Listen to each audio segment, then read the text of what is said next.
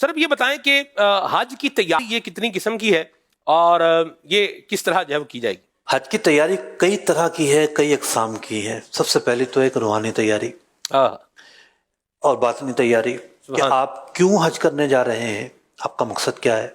صحیح۔ بندہ استحضار نیت کرے، اپنی نیت پہ غور کرے۔ سب سے پہلے تو یہ نیت کرے کہ مجھ پر حج فرض ہے اور میں اس فریضے کو ادا کرنے جا رہا ہوں۔ اللہ کا جو فرمان ہے جو اس نے اپنے محبوب علیہ السلام کو دیا، اے محبوب علیہ السلام اعلان کر دیجئے کہ لوگ آ کر حج کریں۔ صاحب استطاعت حج کرے گا، قرآن پاک نے یہ بھی بیان فرمایا۔ تو میں اللہ اور اس کے رسول کا جو فرمان ہے، جو حکم ہے، اس کی پیروی کرنے کے لیے جا رہا ہوں۔ پھر حج کرنے میں ایک بڑا ہی نمایاں اور ممتاز پہلو، جی، ایک تو یہ کہ مقامات مناسک ہیں۔ دیکھیے خانہ کعبہ یہ محل نزول قرآن بھی ہے، سبحان اللہ۔ اسی طریقے سے مینا ہے، مزدلفہ ہے، یہ وہ مقامات ہیں جن کا قرآن پاک نے ذکر کیا ہے، عرفات کا ذکر کیا ہے۔ یا تو یہ مقامات محل نزول قرآن ہیں یا یہ وہ مقامات ہیں جو مقامات قرآن کہلاتے ہیں۔ ٹھیک۔ تو یہ ان جگہوں پہ جا رہا ہے جو مقامات برکت ہیں۔ اللہ اکبر۔ پھر جو ایک منفرد جو خصوصیت ہے کہ یہ وہ مقامات ہیں جن کو نبی اکرم علیہ السلام سے نسبت ہے۔ سبحان اللہ۔ مدینہ منورہ وہ شہر کہ جس کی کوئی اور نسبت ہے ہی نہیں۔ مکہ مکرمہ میں بڑی نسبتیں ہیں، جی، حضرت آدم علیہ السلام کی نسبت یہاں موجود، حضرت ابراہیم علیہ السلام کی نسبت یہاں موجود، حضرت حاجرہ کی نسبت یہاں موجود، بہت ساری نسبتیں ہیں۔ لیکن مدینہ منورہ وہ کہ جو یکتا ہے، اللہ اکبر، اس کی کوئی نسبت نہیں ہے سوائے اس کے کہ وہ شہر نبی ہے۔ سبحان اللہ۔ پھر خود نبی اکرم علیہ السلام تشریف فرما ہے۔ تو یوں باطنی طور پر اپنے سفر کی عظمتوں کو پیش نظر رکھے کہ میرا جو سفر ہے وہ کتنا عظیم سفر ہے، کتنا سعادت مندی کا باعث میرے لیے بن سکتا ہے۔ پھر ان کے جو فضائل ہیں، خود حج کے فضائل پر غور کرے، خانہ کعبہ کے طواف کے کیا فضائل اس پر غور کرے، جو مختلف مقامات ہیں، مینا کے کیا فضائل ہیں، جو میں مینا میں ہوں گا، جب میرا حج ادا ہوگا، وقوف عرفات حج کا رکن اعظم ہے، اس کے کیا فضائل ہیں۔ تو اپنی اس روحانی تیاری میں ان فضائل کا مطالعہ کرے، بزرگان دین کے واقعات کا مطالعہ کرے کہ وہ حج کرنے جاتے تھے تو ان کی کیا ادائیں ہوتی تھیں، کیا ان کا انداز ہوا کرتا تھا۔ دوسری جو تیاری ہے وہ ہے علمی تیاری، واہ، روحانی تیاری اور علمی تیاری۔ اچھا، روحانی تیاری کے اندر ایک پہلو یہ بھی ہے کہ جو کلام ہے نا، جی، کلام روحانی غذا ہے۔ واہ، یعنی ایک بندہ تھکا ہوا ہے اور اس کا ذوق بھی پتہ نہیں کہاں پہنچا ہوا ہے، مطلب جب تھکاوٹ ہوتی ہے نا بندہ سب کچھ بھول جاتا ہے، ایسے ہی ہے۔ بعض اوقات تو چڑچڑاپن بھی آ جاتا ہے۔ صحیح۔ لیکن ایسے موقع پر اگر کوئی شروع کر دے کہ ہم جناب خانہ کعبہ پہنچ رہے ہیں ہاں ہاں، اور لبیک کی صدائیں بلند ہو جائیں سبحان اللہ۔ اور کلام شروع ہو جائے تو پورا ماحول تبدیل ہو جاتا ہے۔ تو یوں یا تو کوئی ایسے لوگ ساتھ ہوں جن کے ذریعے اس کا ذوق بڑھتا رہے، ورنہ موبائل کے اندر کچھ اس قسم کا ڈیٹا لے جائے کہ جب کعبہ شریف آئے گا تو مجھے کون سے کلام سننے ہیں، ہاں ہاں، اور جناب مکہ مکرمہ میں رہتے ہوئے کون سے کلام سننے ہیں، جب مدینے کا سفر ہو رہا ہوگا تو کون سے کلام ہونے چاہیے، اور جب میں معجہ شریف کی طرف جاؤں گا اس سے پہلے میں وارم اپ کیسے کروں گا، مطلب خود کو تیار کیسے کروں گا۔ یہ وارم اپ کرنا بھی جو ہے نا وہ ایک بڑا اہم کام ہوتا ہے۔ مطلب بندہ اپنی نیتوں کا استحضار کرتا ہے، اپنے جذبات کو تازہ کرتا ہے۔ اب خانہ کعبہ کا طواف، اللہ اکبر، یہ وہ جگہ ہے کہ جہاں حضرت ابراہیم علیہ نبینا علیہ السلام نے کھڑے ہو کر لوگوں کو بلایا تھا۔ جو زندہ تھے انہوں نے لبیک کہا تھا، اور جو اپنی ماؤں کے پیٹوں میں تھے انہوں نے بھی لبیک کہا تھا، اور جو عالم ارواح میں تھے انہوں نے بھی لبیک کہا تھا، اور جس نے لبیک کہا تھا وہ آج پہنچ رہا ہے۔ واہ واہ واہ واہ، یعنی اللہ کے بلانے پر وہ آ رہا ہے۔ اور پھر فلسفے پر بھی غور کرے کہ حج نام ہے تعظیم بجا لانے کا۔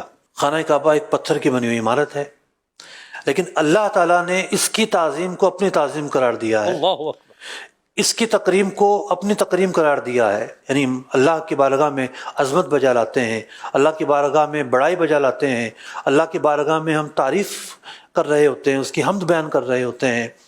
تو تعظیم کرنا، مکہ مکرمہ کی تعظیم، مطلب مکہ تو ہے ہی حرم، میلوں میلوں دور تک حرم کہلاتا ہے علاقہ۔ خاص اس کی تعظیم ہے، خاص احکام ہے، اس لیے وہ حرم کہلاتا ہے۔ تو یوں ان مقامات کی تعظیم جو ہے وہ وہاں جا کے بھی آپ کو زندہ رکھے گی، آپ کی جو روحانی کیفیات ہیں ان کو زندہ رکھیں گی۔ آپ بیٹھ گئے جناب کچہری والوں کے ساتھ، پانچیوں کے ساتھ گلورے کھا رہے ہیں، پتہ نہیں کیا کیا دور چل رہے ہیں، اور جناب گپے مار رہے ہیں۔ گپے مار رہے ہیں، پتہ چلا کہ جب حج پر آئے ہوئے ہیں تو کیا ذوق ملے گا؟ تعظیم بجا لانے میں سنجیدگی ضروری ہے۔ مطلب ذرا تصور تو کیجئے، وہی کعبہ ہے جس کے گرد ہمارے پیارے آقا علیہ السلام نے طواف کیا ہے، یہ وہی کعبہ ہے کہ انبیاء اکرام علیہ السلام نے طواف کیا ہے، یہ وہی کعبہ ہے جس کے سامنے مقام ابراہیم موجود ہے، یہ وہی کعبہ ہے جس کے سامنے صفا اور مروہ ہے، جہاں پر حضرت حاجرہ رضی اللہ تعالیٰ عنہ کی یادیں موجود ہیں، یہ وہی کعبہ ہے کہ اس کے سامنے اب تو مطاف میں بند ہو گیا، ورنہ تو آب زمزم کا کنواں جو ہے مطاف ہی کے اندر تھا، اب انڈر گراؤنڈ ہے۔ تو اس کعبہ مکرمہ کے اندر انبیاء کی یادیں، نبی اکرم علیہ السلام کی یادیں، آپ کے صحابہ کی یادیں، اور پھر اللہ اکبر، ہر زمانے میں اللہ کے مقبول بندے ہوتے ہیں، اور لاکھوں لوگ، کم از کم ہزاروں لوگ ہر وقت طواف کر رہے ہوتے ہیں۔ ایک ولولہ ہے، مطلب بندہ اگر یہ تصور کر لے کہاں میں گناہ گار آدمی اور کہاں ان نیک لوگوں کے درمیان، اور پھر وہاں ہر ایک اپنی بڑھاس نکال رہا ہوتا ہے، یعنی وہ بڑھاس جو جس کو ہم کہیں گے درد دل نکال رہا ہوتا ہے، گریہ ہے، التجائیں ہیں، اللہ کے بارگاہ میں مانگنا ہے۔ سفر حج سفر حضوری ہے، یعنی ہم یہاں سے تو خانہ کعبہ کی طرف منہ کر کے نماز پڑھتے ہیں، اور وہاں خانہ کعبہ ہمارے سامنے ہے، تو یوں ایک حضوری کا نام ہے۔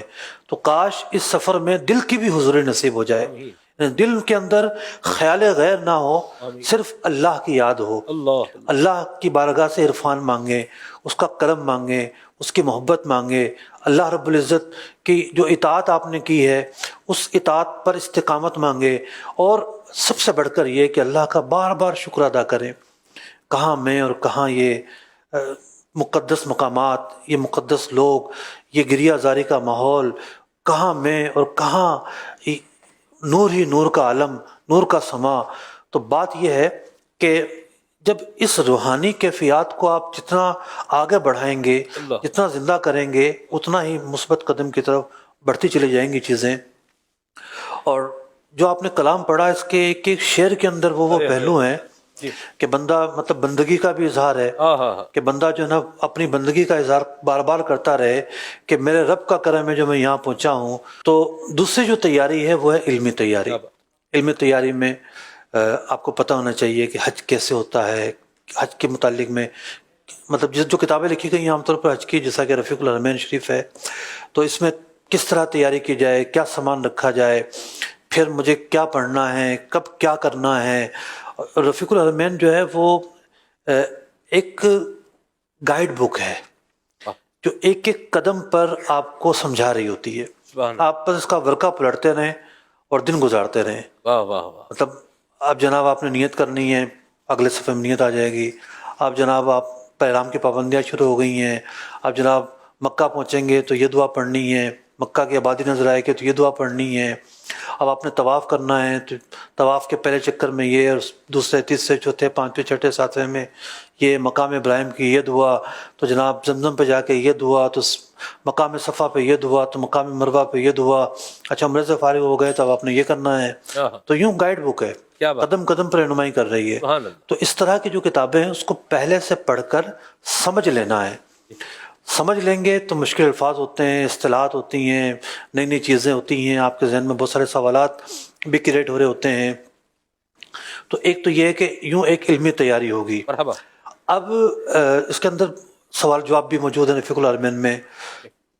ایک مرحلہ یہ ہوتا ہے کہ جو کچھ پڑھا تھا جا کر اس کی خلاف ورزی کر دی، کرنا یوں تھا وہ تو پڑھ لیا لیکن وہ ہو نہیں سکا، کوئی رمی رہ گئی، جناب کوئی احرام کی خلاف ورزی ہو گئی، وہاں سے نیت نہیں کی جہاں سے نیت کرنی تھی، اور جناب صحیح کا کوئی چکر رہ گیا، طواف میں وضو ٹوٹ گیا۔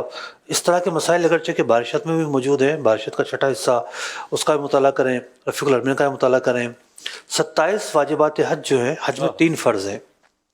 حج کا پہلا فرض ہے احرام، مطلب حالت احرام میں ہونا، دوسرا جو فرض ہے وہ ہے وقوف عرفہ، اور تیسرا جو فرض ہے وہ ہے طواف زیارت۔ حج کے اندر 27 واجبات ہیں۔ یہ 27 واجبات کیا ہوتے ہیں؟ اور اس واجب میں جو بھی ایک واجب ہے، اگر کوئی کمی رہ جائے، کوئی ایک جز چھوٹ گیا، سارا جز چھوٹ گئے، جزوی طور پر کوئی غلطی ہو گئی، اب کیا کرنا ہے؟ تو اس کے جو جوابات ہیں، کوشش کی ہم نے 27 واجبات کتاب جو ہے 27 واجبات حج، اس کا جواب دینے کی وہاں کوشش کی ہے۔ اس کا مطالعہ بھی بڑا مفید رہے گا اور بہت ساری چیزیں جو ہیں وہ آپ سے سیکھ پائیں گے۔